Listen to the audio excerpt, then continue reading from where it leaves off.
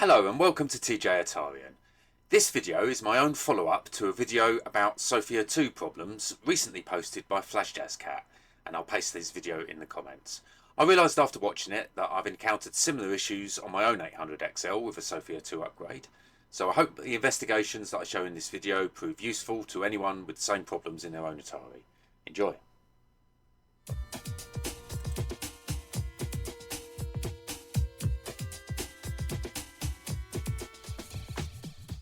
Okay, so we're doing a little recording here of a test.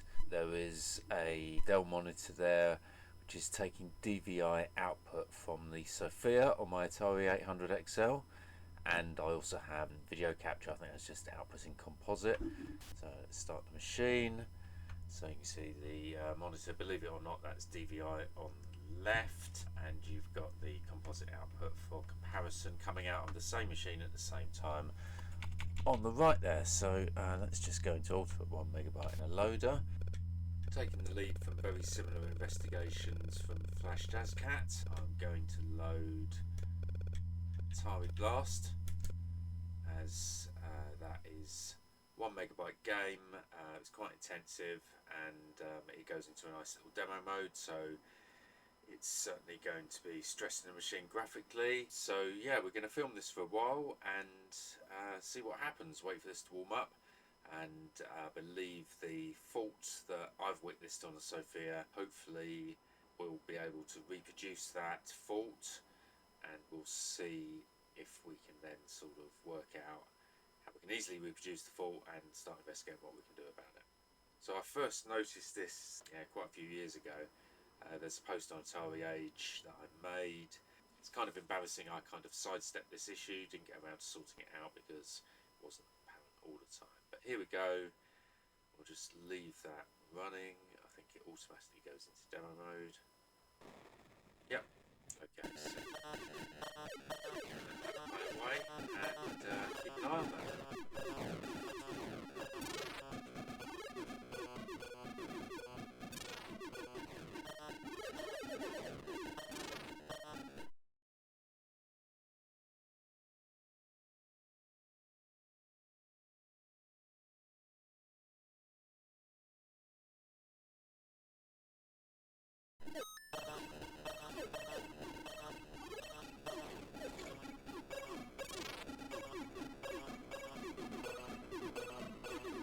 Okay, there you go, the screen went black, so we've spun forward to the first point at about 19 minutes there.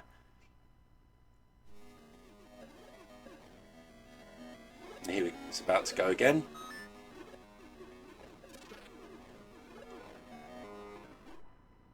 So the screen going black wasn't what was happening to begin with. I think I had some more invasive sort of weird graphical effects. There it goes. See that? But this has had a firmware upgrade from Simius, which I think improved the issue. Okay, so we did a second long test on another day, just to prove the point.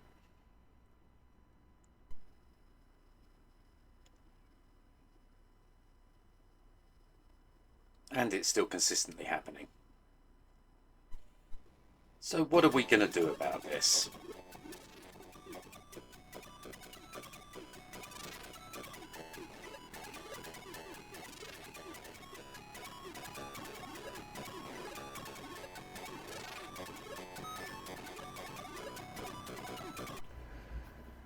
Okay, so decided switching the Antic in this 800XL, my original 800XL, is a good course of action to maybe move things forward. Can do this quite easily in situ because there's no screws in this at the moment. I've removed the power, so that's perfectly safe. So I'm just gonna flip the lid off here. Just lean that back carefully, don't even need to unplug the keyboard. Right, yeah. This this is not in a great state. I was trying something here. I'd have to recall the exact details, but it was a potential fix for the stock display output. Didn't really work too well. I put a switch in so I could flip this on and off. May describe this later, but I think the jiggery pokery that I was doing with the stock video output wasn't really getting me very far on this 800XL, so I'm considering other steps that I can improve the video quality on this one. But so, yeah, just ignore that for the moment. So the Antic, yeah, it's this one here. Lovely that this is all socketed. They're the original sockets, but you know, no reason to believe there's any problems with those at this stage. So I can remove that quite easily. I can replace it with a different Antic that I have in another Atari 800XL. It's a slightly different model number. The one that I'm going to go for is also a CO2169801, but it's an AMI 8442 MAG variant. My original one is an AMI 8405 MAV, and if I've read this correctly, the one that I saw in FlashJazzCat's video was an 8443 MAR, which is a bit hard to read on his video, but I believe that's right. So 3 different variants of a CO2169801. I did note I also had another one in another 800XL, which was an AMI 8139 BHY, but weirdly the Atari part number for that is CO1488701, which I had read was a chip used only in the 800 and 400, so I was surprised to see that in, I think it's a rev-abled Atari 800XL that I have. But my thoughts were, well, you know, let's go like for like on the part number for this one with a slightly different variant, so there is a chance that whatever the issue is, if we're lucky, it won't be something that affects the chip that I'm putting in. I'm not sure what chip FJC used to replace in his board that he was working on. Maybe we can find that out later. Loose now. Tiny bit of pressure.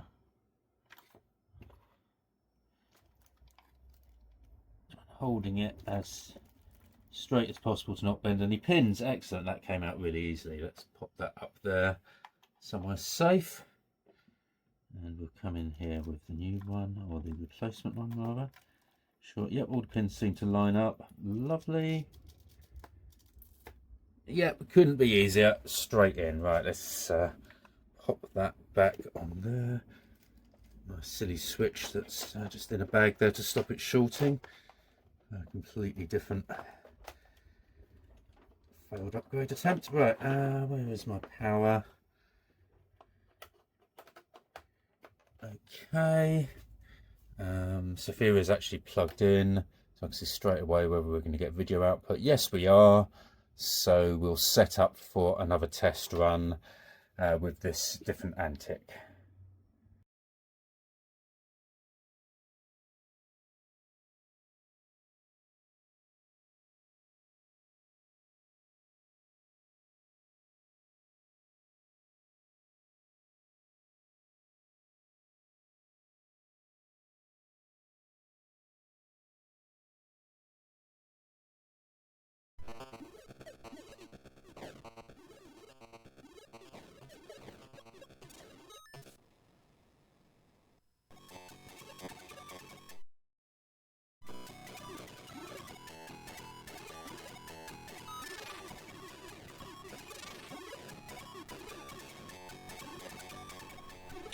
Okay, so changing the Antic has made it happen quicker, which is very interesting. So for reasons that I hope will become apparent in my conclusions, I'm going to change the socket that the Antic goes into.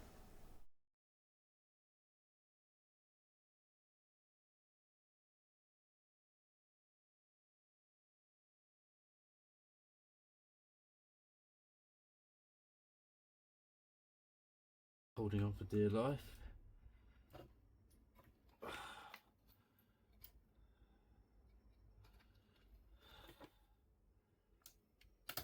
And it's gone from that side. Right, there we go. Oh wow. Okay, one of those pins has come away from the socket, if you can see that there. but that's not a problem. We can take that out independently. Right, just need to tease the other side off.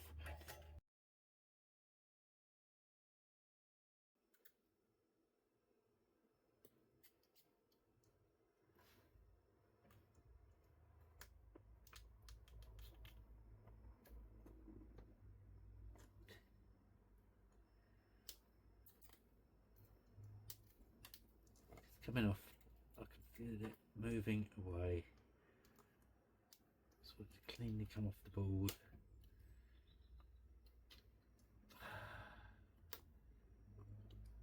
Okay.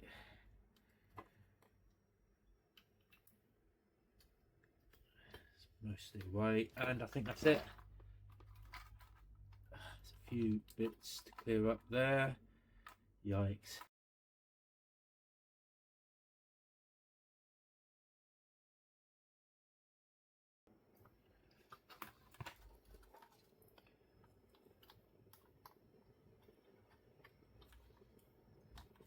And we're in. Wow. Are we? Pushed up a bit. Ah, we're alright. Okay.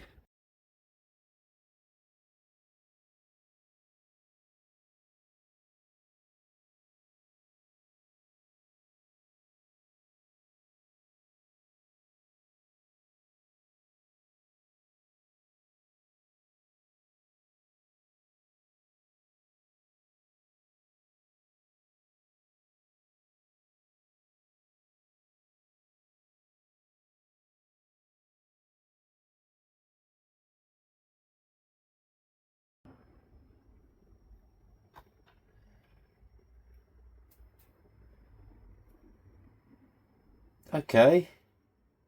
What I can tell, that's looking good. Get a meter out and just check a few things here.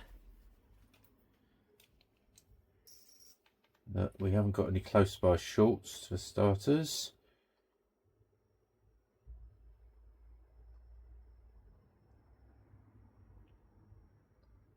I think we're safe. Looks like we've got some good contacts where there should be here.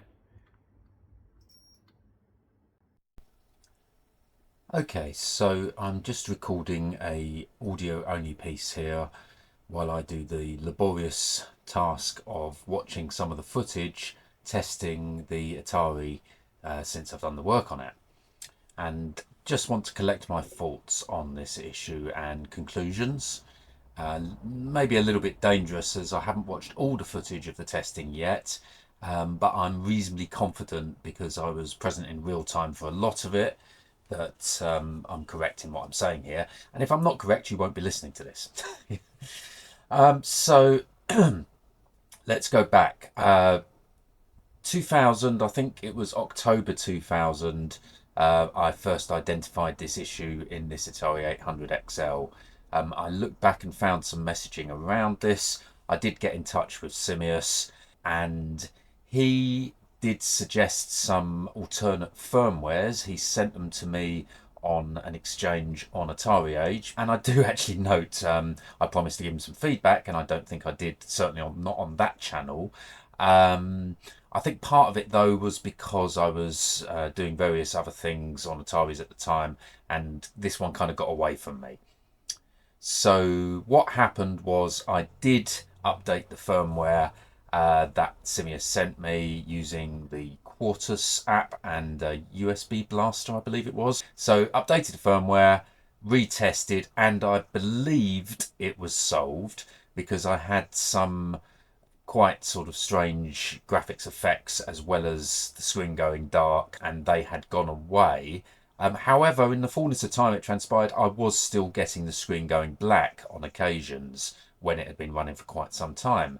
I wasn't sure what the issue was though, whether there was something else in the Atari, and I think partly because I was unsure, I'd done various other updates on the machine. Ultimate 1 megabyte, Aki USB, Pokimax, I'd really played around with this machine, so maybe I believed I'd done something inadvertently myself. So anyway, never got around to it. Any of the stuff that I've done with this machine, I've been doing video capture from the stock video output, so it hasn't really mattered. When I have noticed on occasions that I've got the black screen on the DVI output, which I normally leave running on the side just to kind of monitor the machine. So that was that, on the list of things to resolve at some point if I got around to them. And then I saw FJC's video on a 130XE with very similar issues. So, putting aside some of the other things, looking at the POL timings and changing the Freddy chip, which isn't present in the 800XL that I have, and all these sort of other things aside, the one thing that I spotted on there was switching the Antic was what seemed to finally solve the problem. So I've tried that myself in these videos, and switching the Antic affected the problem. However, it made it worse. So it made me think, yeah, this is definitely the right area, but I've not improved it. I made it worse. But the situation was I started with a socketed Antic. So all I was doing was changing the chip, whereas I note on FJC's video, he had to put a socket underneath it first because his was hard soldered to the board. And that's the thing. I don't think swapping the Antic does a thing. What resolved the problem was there must have been something wrong with that socket on that 130XE, in my opinion. That is the conclusion I draw from that. Purely based on what I've done, I decided on a whim almost that, yeah, it's in the Antic area. This is a really old, original socket.